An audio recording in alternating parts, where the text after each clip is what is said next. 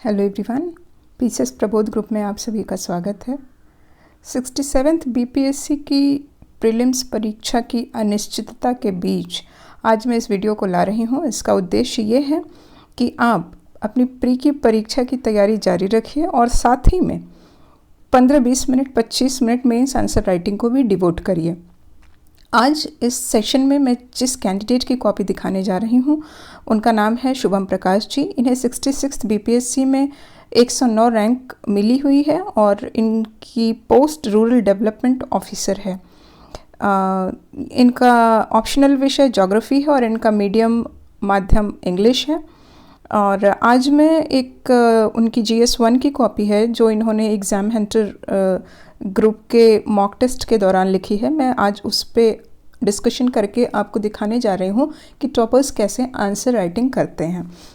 तो चलिए अब विलंब नहीं करते हैं। इन्होंने सबसे पहला क्वेश्चन लिया है। जैसा कि आपको पता है GS1 में आपको 3 क्वेश्चन रहते हैं जो कि हिस्ट्री के लिखने होते हैं और इन्होंने इसमें जो पहला क्वेश्चन अटेम्प्ट किया है वो ये है कि Santhal uprising provides a model of popular armed resistance against British colonialism in India, explain. मतलब कि संथाल विद्रोह भारत में ब्रिटिश उपनिवेशवाद के खिलाफ लोकप्रिय सशक्त प्रतिरोध का एक मॉडल प्रदान करता है, इसे स्पष्ट करना है। बेसिकली इसमें ये बताना है कि संथाल अपराइजिंग में आर्म्ड रिबेलियन पे फोकस करना है, किस तरह से चीज़ें हुई। तो देखिए इन्होंने क्या किया है कि सबसे पहले संथाल अपराइजिंग को एक तरह से जो उसका मेन क्रक्स था वो यहाँ पे इन्होंने डिफ़ाइन किया कि संथाल अपराइजिंग है क्या, या लोकल बोलचाल की भाषा में संथाल अपराइजिंग को हुल कहा जाता है। और ये एक ट्राइब्स है जो कि जिन्हें जो आउटसाइडर्स जब इनके एरिया में गए तो जो आम बोलचाल के इनकी लोकल भाषा में इन्होंने आउटसाइडर्स ब्रिटिशर्स इन्हें दीकूस कहा। और किस तरह से संथाल अपराइजिंग की जो पृष्ठभूमि थी वो तैयार हुई, तो सबसे पहले उन्होंने यहाँ पे इसको डिस्कस कर दिया है। इसके बाद में इन्होंने बताया है कि उन लोग की जो लाइफ स्टाइल थी वो उस क्षेत्र कौन सा था, इन सारी चीज़ों के बारे में इन्होंने यहाँ पे चर्चा कर ली है। जैसे इन्होंने हाईलाइट कर दिया है कि संथाल जो हैं वो किस किस पार्ट में रहते थे, राजमहल, भागलपुर डिस्ट्रिक्ट, दमने को। तो आगे देखिए इन्होंने यहाँ पे एक फिगर भी छोटा सा बना करके बना दिया है। तो देखिए इस पेज से आप क्या सीख सकते हैं, यहाँ से आपको ये पता चलता है आपकी मान लीजिए आर्ट स्किल बिल्कुल अच्छी नहीं है, नो वरीज नो प्रॉब्लम, आप जस्ट एक स्कीमेटिक बना दो ना कुछ भी इस तरह से करके और एक सिंपल जस्ट पॉइंट आउट कर दो कि ये वेस्ट बंगाल का इधर है, ये बिहार है और यहाँ पे ये दमने कोह वाला रीजन है। बस आपको इतना ही करना है और आपको वहाँ पे कोई बैठ करके बहुत सुंदर डायग्राम नहीं बनाने बैठ जाना है। आगे चलिए। इसके बाद में फिर इन्होंने बताया कि जो संथाल अपराइजिंग थी उसमें लीडर कौन कौन से थे। देखिए किस तरह से इन्होंने लिखा हुआ है, इतना ऐसा करके इन्होंने एक डायग्राम यहाँ पे बना दिया स्कीमेटिक के लीडर्स हैं सिद्धू, भैरव, कानू और चांद, इस तरह से करके इन्होंने बता दिया है। अच्छा, और आप देखिए हेडिंग भी डाली है कॉजेज़ ऑफ डिसकंटेंट और फिर उसके कॉजेज़ करके कि इस जो अपराइजिंग था उसका क्या क्या मुख्य कारण क्या क्या था। तो इन्होंने इन सब कारण को यहाँ पे इस तरह से पॉइंट्स में लिख दिया है। हेबिरेंट हाई टैक्सेस और दीकूस का जो था वो वहाँ पे अतिक्रमण, इस तरह से चीज़ों को इन्होंने एक डायग्राम बना करके लिख दिया है। इसके बाद में फिर सारे पॉइंट्स को डिटेल में चर्चा कर दी है। तो इससे ये फ़ायदा होगा ना कि एग्जामिनर ने देख लिया, अच्छा भाई इसने ये पॉइंट्स लिखे हैं, अब उसको अंदर जाने की ज़रूरत नहीं है, ये सरसरी तौर पे उसने देख लिया, समझ लिया कि हाँ इसने इस तरीके से कॉजेज़ को टैकल किया है। इसके बाद में आगे चलिए। फिर इन्होंने लिखा है, देखिए कितना अच्छा सा इन्होंने इसको फेज़ में लिख दिया है। चूँकि हमें इस पे इसके संथाल अपराइजिंग के डेवलपमेंट पे फोकस करना था इस क्वेश्चन में, तो इन्होंने इसको फेज़ में करके लिख दिया है कि जैसे फ़ेज़ 1, फ़ेज़ 2, फ़ेज़ 3, फ़ेज़ 4 कैसे कैसे डेवलपमेंट हुआ। तो फ़ेज़ 1 दिखा दिया कि ये ठीक है बिफोर 1855 में था, फ़ेज़ 4 और इस तरह से चीज़ों को यहाँ पे करके पूरा संथाल अपराइजिंग का डेवलपमेंट इन्होंने दिखा दिया। आगे चलिए। फिर इसको इन्होंने एक्सप्लेन कर दिया है कि हर एक फेज़ में क्या क्या चीज़ें हुई, क्या क्या इंपॉर्टेंट पॉइंट्स थे, कौन कौन सा फोकस एरिया था। इसके बाद में इन्होंने ये दिखा दिया है, आफ्टर मैथ करके हेडिंग डाल दी है और उसमें ये बता दिया है कि इसके बाद में जब ये संथाल अपराइजिंग हुई तो फिर चीज़ें कैसे कैसे मूव हुई और ब्रिटिश गवर्नमेंट ने इस अपराइजिंग के बाद में क्या क्या किया, तो ब्रिटिश गवर्नमेंट पास संथाल परगना एक्ट, ये सारी चीज़ों को इन्होंने यहाँ पे मेंशन कर दिया है और अंत में कंक्लूजन दे दिया है। तो इस तरह से कंक्लूड करके जो भी क्वेश्चन का आपका पूरा क्रक्स था वो उन्होंने 3 से 4 लाइन में टैकल कर लिया। तो सबसे पहले आपको ये करना है कि आपको क्वेश्चन समझना है, फिर उसकी मेन बॉडी पे आना है, तो जिसमें कि इंट्रोडक्शन, मेन बॉडी जो भी चीज़ें पूछ रहे हो और अंत में उसका कंक्लूजन करके, इस तरह से एक बेसिक फॉर्मेट होता है। फिर आप उसके अंदर चीज़ों को फिल करते चलिए, सजाते चलिए, धीरे धीरे वो आर्ट आपकी डेवलप हो जाएगी। दूसरा क्वेश्चन उन्होंने लिया है कि कुंवर सिंह का। अच्छा, आगे बढ़ने से पहले मैं ये बता दूं कि इस कॉपी में मैं आपको स्टैट भी दिखाऊंगी इन्होंने किस तरीके से किया है और क्या इंपॉर्टेंट है स्टैट में आपको 100% अचीव करने के लिए, चूँकि स्टैट GS1 का और इवन रैंक डिसाइडिंग फैक्टर हो जाता है, इसलिए बहुत इंपॉर्टेंट है। तो आप देखिएगा अभी इन्होंने कितने अच्छे तरीके से स्टैट बनाया है, किस तरीके से लिखना होता है। तो इनका दूसरा क्वेश्चन है कि कुंवर सिंह की भूमिका की आलोचनात्मक रूप से जांच करें, क्रिटिकली एग्जामिन करना था role of Kunwar Singh in revolt of 1857। तो रिवोल्ट ऑफ 1857 को आपको कुछ इस परिप्रेक्ष्य में डिफाइन करना है कि कुंवर सिंह का उसमें का रोल था, आपको और सारी चीज़ों की कहानी नहीं बतानी है। तो इन्होंने शुरू किया कि कुंवर सिंह का मतलब उन्होंने कुंवर सिंह का इसमें क्या योगदान था, उन्होंने ये 2-4 लाइन यहाँ पे लिखी और उसके बाद में आगे बढ़ते हुए थोड़ा सा ब्रीफ इंट्रोडक्शन दे दिया है रिवोल्ट ऑफ 1857 का। और अच्छा होता है यहाँ पे जैसे आप कुछ ये बना सकते हैं कि बिहार का डायग्राम बना दिया और दिखा दिया कि ये चीज़ें कहाँ कहाँ से शुरू हुई थी, कैसे डेवलप हुई थी। जैसे कि सबसे शुरू में दानापुर वहाँ से शुरू हुआ, फिर वो कैसे कैसे स्प्रेड हुआ, पटना में हुआ, इसके बाद चीज़ें फैलती गई। तो इस तरह से एक आप स्प्रेड भी दिखा सकते हो। सॉरी, ओके, अब आप आगे चलिए। फिर यहाँ पे देखिए इन्होंने लीडर बता दिए कि जो हमारे इसके रिवोल्ट ऑफ 1857 के कौन कौन से लीडर थे और फिर इन्होंने बताया कि कुंवर सिंह का क्या रोल था। तो देखिए जैसा मैं आपको पहले बता रही थी कि इन्होंने ये दानापुर इंसिडेंट बता दिया है, फिर मार्च टू अवध इस तरह से करके, फिर छोटा नागपुर की किस तरह से कुंवर सिंह जी इस इंसिडेंट को 1857 को आगे लेकर के गया और उनका कैसा कैसा रोल था। तो इसको इन्होंने यहाँ पे एक डायग्राम से करके दिखा दिया है, ये डायग्राम बना दिया है। और इसके बाद में फिर ये चीज़ों को और अंदर में जा कर के एक्सप्लेन करते गए, जैसे इन्होंने बता दिया दानापुर इंसिडेंट क्या हुआ, इसके बाद में छोटा नागपुर में क्या हुआ, फिर अवध कॉन्क्वेस्ट कैसे हुआ। तो एक सिलसिलेवार तरीके से इन्होंने यहाँ पे एक्सप्लेन कर दिया है। इसके बाद में इन्होंने कॉन्ट्रीब्यूशंस दिखाई कि क्या क्या था, चूँकि हमें क्वेश्चन को क्रिटिकली एग्जामिन करना था। क्रिटिकली एग्जामिन करने का मतलब ये होता है कि आपको पॉजिटिव एस्पेक्ट भी बताने हैं, नेगेटिव एस्पेक्ट भी बताना है और लास्ट में एक बैलेंस अप्रोच लेके चीज़ों को कंक्लूड कर देना है। तो यहाँ पे देखिए इन्होंने इनके रोल या कह लो इन्होंने पॉजिटिव बताया इनका कि कुंवर सिंह जी का इन्होंने किस तरीके से रोल प्ले किया 1857 में, जैसे बहुत अच्छे लीडर थे और दूरदर्शी थे। तो इन सारी चीज़ों को इन्होंने यहाँ पे कर दिया। और एक बहुत अच्छा एग्जाम्पल मैं इनकी कॉपी से देना चाहती हूँ। देखिए आप हिस्ट्री भी लिख रहे हो GS1 में, तो भी उसको आप करंट से कैसे रिलेट करोगे। इन्होंने बहुत सारे ऐसे यहाँ पे एग्जाम्पल दे दिए हैं करंट के, कि जैसे government of Bihar established Veer Kunwar Singh university in RR to honour है। तो ये छोटी छोटी चीज़ें हैं जो कि आपको लोगों से अलग बनाएंगी और अच्छे मार्क्स स्कोर करने के लिए ये ज़रूरी होता है। जैसे इन्होंने बताया कि रानी झांसी की रानी की जो सुभद्रा कुमारी चौहान की लिखी हुई पोयम है उसमें इन्होंने इनका नाम मेंशन है। और इसके बाद में विजय की बेला है एक वो प्ले है। फिर वीर कुंवर सिंह सेतु जो हमारी है बिहार गवर्नमेंट उसने डेडिकेट किया है इनको। तो इस तरह की जो करंट की चीज़ें हो ना, अगर जब भी कभी क्वेश्चन आए, अगर आपको मौका मिलता है, कुछ याद आता है तो वो ज़रूर डालिए, ताकि उससे आपका आंसर औरों से अलग होगा और आपको उससे 1-2 नंबर ज़्यादा मिलेंगे। आगे चलते हैं। फिर इन्होंने अंत में कंक्लूड कर दिया है। यहाँ पे आपको उनके नेगेटिव पॉइंट्स भी बताने थे जो कि क्रिटिकली एग्जामिन करना है, तो आपको कुछ 2-4 नेगेटिव पॉइंट्स भी बता देने चाहिए थे। आगे चलिए। इसके बाद में पीजेंट मूवमेंट पे आया है। इस पीजेंट मूवमेंट माने किसान जो आंदोलन बिहार में हुआ उसकी चर्चा करते हुए किसान सभा के बारे में विशेष पर्सपेक्टिव में चर्चा करनी थी। मैं आपको क्वेश्चन पढ़ देती हूँ।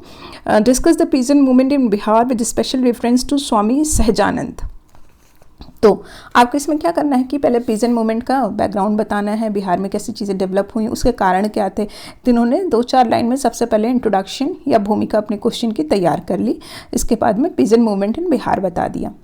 आप एक टेबल भी यहाँ पे बना सकते हो और उसमें यदि आपको याद रहे तो टाइम, लीडर और कहाँ पे ये घटना हुई, ऐसा करके यहाँ पे आप एक छोटा सा डायग्राम भी बना करके चीज़ों को बता सकते हो कि ऐसा टेबल में ये चीज़ें, टाइम यहाँ लिख सकते हो, यहाँ पे लिख सकते हो एरिया हर एक, और मान लो यहाँ पे पीजेंट मूवमेंट 1, पीजेंट मूवमेंट 2 इन बिहार, ऐसा करके आप एक्सप्लेन करके एक बॉक्स में दिखा सकते हो। देखो होता क्या है ना कि एग्जामिनर को चीज़ें दिखनी चाहिए, अदरवाइज़ वो आपको नंबर नहीं देने जा रहा है। तो देखिए इन्होंने 2 लाइन में छोटे में बिहार में पीजेंट मूवमेंट बता दिया, और इनको ज़्यादा एम्फेसाइज आपको किस पे करना है, स्वामी सहजानंद पे। तो इसके बाद में इन्होंने इनकी अर्ली लाइफ लिखी, और इसके बाद में इनका जो पॉलिटिकल कैरियर था उसके बारे में इन्होंने यहाँ पे बताया है।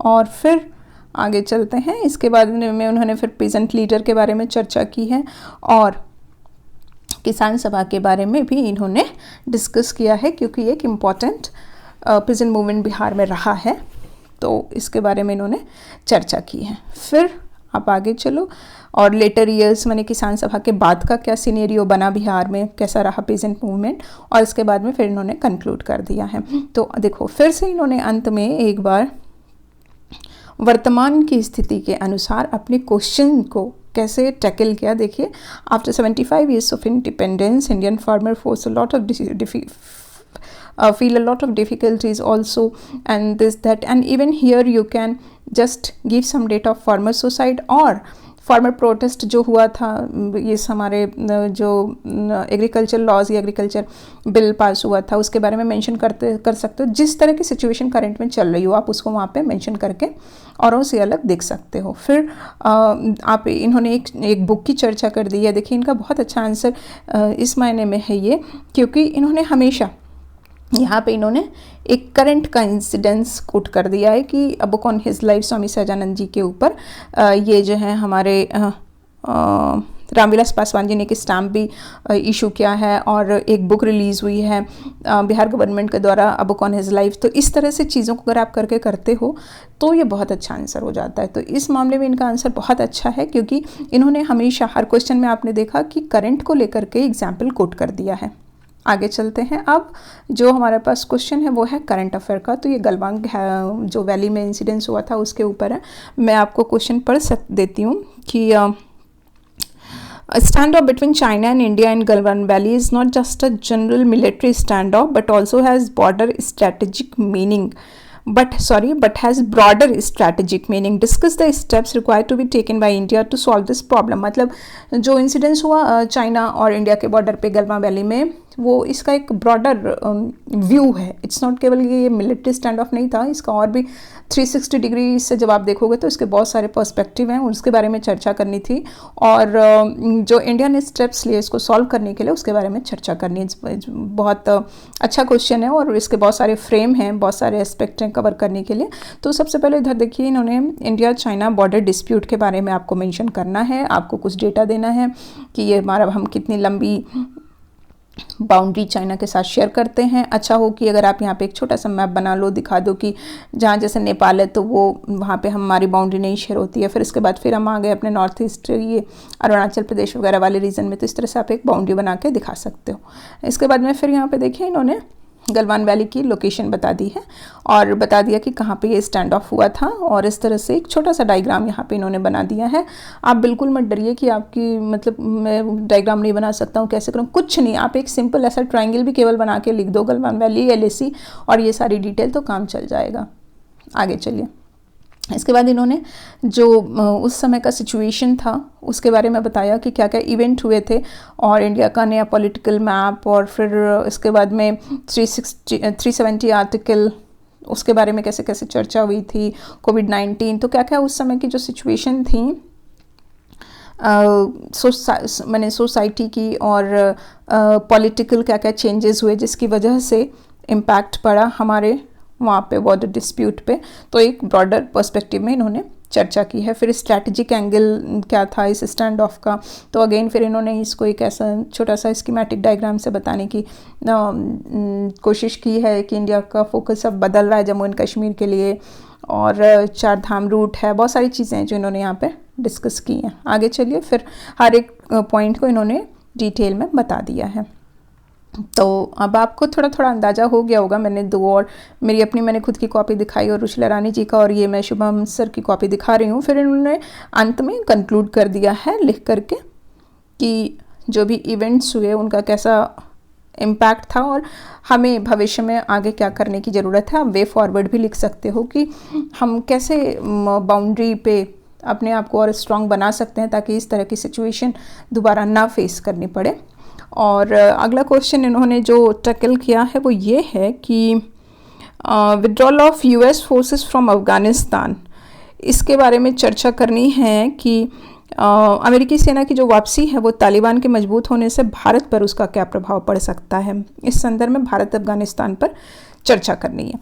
तो इन्होंने देखिए सबसे पहले इंट्रोडक्शन पूरी भूमिका रखी अपनी कि जो बाइडेन एडमिनिस्ट्रेशन का निर्णय रहा वो विड्रॉल करने का, उसका क्या इफ़ेक्ट हमारे इंडिया पे हो सकता है दूर माने लॉन्ग टाइम में।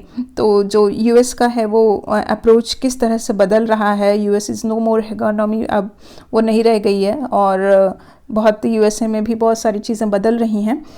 उस परिप्रेक्ष्य में उन्होंने जो डिसीज़न लिया जो बाइडेन ने अपना नेशनल इंटरेस्ट आगे रखते हुए और अफ़गानिस्तान से अपनी सेना को वापस बुला लिया, तो उससे हमारे जो इस पूरे कॉन्टिनेंट में कैसा असर होगा और स्पेशली इंडिया को आगे क्या क्या प्रॉब्लम फेस करनी पड़ सकती है। तो उस परिप्रेक्ष्य में इन्होंने सबसे पहले बताया है कि इंडिया अफ़गानिस्तान का रिलेशन कैसा है, कल्चरल टाइज़ क्या है, इकोनॉमिक टाइज़ क्या है, रिलीजियस क्या है, हमारे उनसे जो रिलेशन बहुत समय से प्राचीन काल से है उस सब के बारे में, और जियोपॉलिटिकल वो हमारे लिए क्यों इम्पॉर्टेंट हो जाता है, स्ट्रैटेजिक टाइज़ क्या हैं। तो इन सारी चीज़ों के बीच में उन्होंने चर्चा कर दी है। फिर देखिए करंट की स्कीम्स इन्होंने लिखी हैं कि हमने अभी पार्लियामेंट वहाँ पे बिल्डिंग बनाने में कंट्रीब्यूट किया, हॉस्पिटल्स बना रहे हैं, हाईवे बना रहे हैं। और एक एग्जांपल इन्होंने यहाँ पे लेकर के एक देखिए यहाँ पे एक छोटा सा काइंड ऑफ लाइक स्कीमेटिक बना दिया है कि हम ये जो सलमा डैम बना रहे हैं कहाँ कहाँ पे हॉस्पिटल बना रहे हैं। तो इस तरह से एक छोटा सा इन्होंने डायग्राम यहाँ पे ऐड कर दिया है। और इसके बाद फिर इंडिया का कंसर्न क्या होगा जब यूएस से वहाँ से बाहर आ जा रहा है, तो उसके लिए भी इन्होंने मेजर जो पॉइंट्स है उसको इस तरह से हाईलाइट करके दिखा दिया है कि क्या क्या कंसर्न्स हैं, इकोनॉमिक लॉसेस है और चाइना की एंट्री तो हर जगह ही एनीवे वो बहुत बड़ा कंसर्न भविष्य में होने जा रहा है इंडिया के लिए। तो पाकिस्तान का इन्वॉल्वमेंट है, इस तरह से सारी चीज़ों को उन्होंने करते हुए अंत में कंक्लूड कर दिया है 4-5 लाइन में अपने आंसर को। चलिए आगे चलते हैं। और इसके बाद में मैं आपको साउथ चाइना सी के बारे में अगला क्वेश्चन आता है कि मैं क्वेश्चन डिस्क्रिप्शन बॉक्स में लिख दूंगी मोटा मोटा कि इन्होंने हर क्वेश्चन में क्या टैकल किया है, don't worry about it. India will have to take forward relations with the countries of East Asia with Indo Asian cooperation in the context of this statement examine the Indian interest in the South China Sea. मतलब भारत को पूर्वी Asia के देशों के साथ भारत के एशियाई सहयोग के संबंधों को आगे ले जाना होगा। इस बयान के संदर्भ में दक्षिण चीन सागर में भारतीय हितों की जांच करना, मतलब साउथ चाइना सी जो है उसमें जो हमारे भारतीय हित हैं वो किस तरह से प्रभावित हो सकते हैं यदि हम अपने रिलेशंस जो ईस्ट एशियन नेशंस हैं उनके साथ स्ट्रॉन्ग करते हैं या हमारे ख़राब होते हैं। तो उस चीज़ को हमें इसमें एग्जामिन करना है। तो आगे चलते हैं। देखिए सबसे पहले तो इसमें क्या है, ऑब्वियस सी बात है, हमें सबसे पहले तो साउथ आपको बताना होगा किस रीजन की बात हो रही है, साउथ चाइना सी की बात हो रही है। एक आपको मैप बनाना इसमें बिल्कुल ज़रूरी है। इस तरह से आप एक स्कीमेटिक मैप बना दो। इसके बाद में फिर हो कुछ कंट्रीज़ को दिखा दो जो चीज़ें आपको याद आ रही हो। देखिए इन्होंने भी इस तरह से कोई बहुत एग्जैक्ट नहीं होता बस, लेकिन आपको एक स्कीमेटिक डायग्राम बनाना बहुत ज़रूरी है। फिर इसके बाद में इन्होंने सारे पॉइंट्स के फॉर्म में ये जो चीज़ें हैं लिख दी हैं साउथ चाइना सी के बारे में, उस पूरे एरिया के बारे में। फिर उन्होंने दिखाया है कि इंडियन इंटरेस्ट क्या क्या है यहाँ पे हमारा। तो इंडियन इंटरेस्ट के बारे में इन्होंने चर्चा कर दी है, इकोनॉमिक है और इसके बाद में सॉफ्ट पावर पॉलिटिक्स है, सिक्योरिटी है, जियोपॉलिटी है। तो इन सारी चीज़ों के बारे में इन्होंने चर्चा कर दी है। फिर सारे पॉइंट्स खोल करके बाद में एक्सप्लेन कर दिए हैं। फिर क्या क्या चीज़ें हो सकती हैं, इंडो ईस्ट एशिया कॉपरेशन है, हम एशियान से अपने संबंध मजबूत बना सकते हैं। आरसीईपी के बारे में इन्होंने चर्चा कर दी है, ईस्ट एशियन पॉलिटिक्स के बारे में चर्चा कर दी है।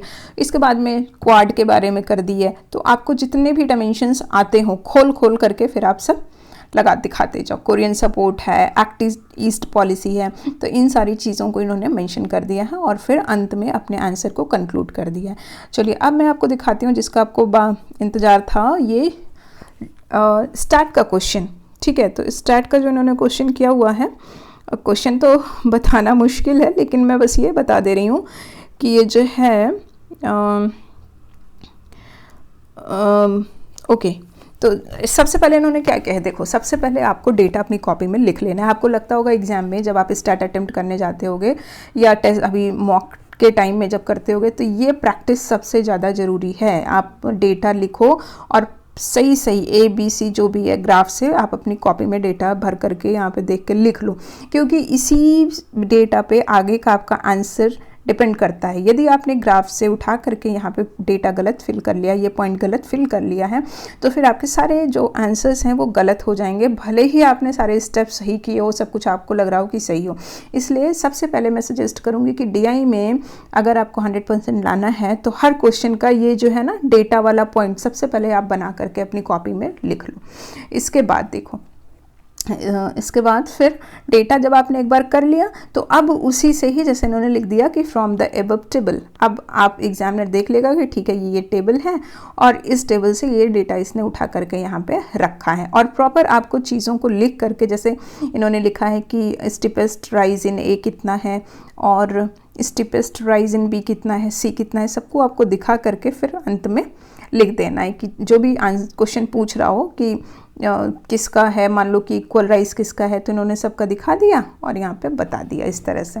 और आप अंत में ना आंसर को ऐसे इस तरह से घेर भी दो ताकि उनको दिख जाए एग्जामिनर को कि ठीक है इस पार्ट से ये आंसर निकल करके आया है।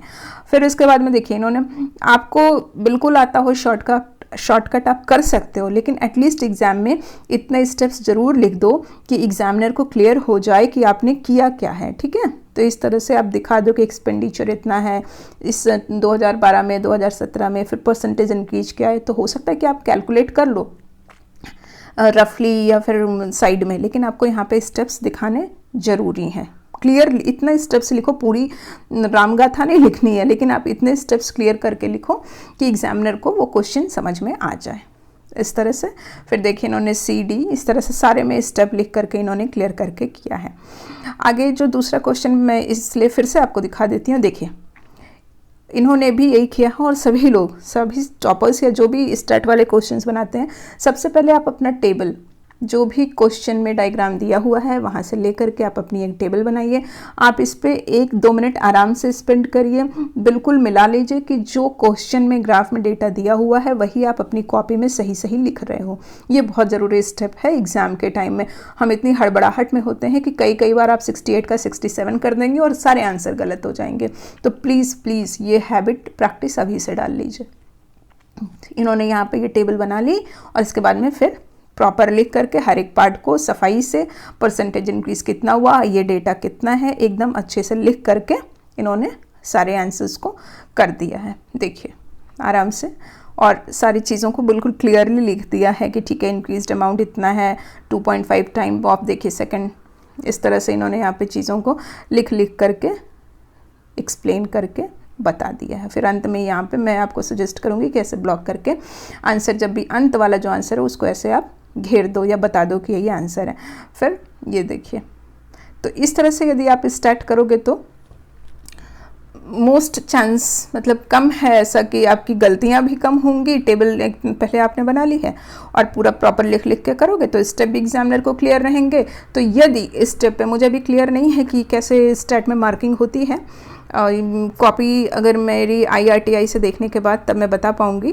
तो अगर स्टेप पे एग्जामिनर को नंबर देने का मन हुआ तो वो दे देगा, यदि आपके कुछ डेटा गलत हुई या कैसा हुआ केस, तो आपके स्टेप्स क्लियर लिखे हैं तो कम से कम हो सकता है कि आपको स्टेप पे आंसर जो आप कर रहे हो उस पर आपको नंबर मिल जाए। चलिए, तो ये रही शुभम प्रकाश जी की कॉपी और हम इसी वीक में इनसे मिलेंगे। इनका ऑप्शनल ज्योग्राफी है और इनके ऑप्शनल पे हम डिटेल में चर्चा करेंगे कि इनकी क्या स्ट्रेटजी है, बुक लिस्ट क्या फॉलो की, कैसे इन्होंने आंसर राइटिंग किया है। हम अगले वीक में इनसे मिलते हैं। चलिए, तब तक के लिए बहुत बहुत धन्यवाद। पढ़ते रहिए और तैयारी में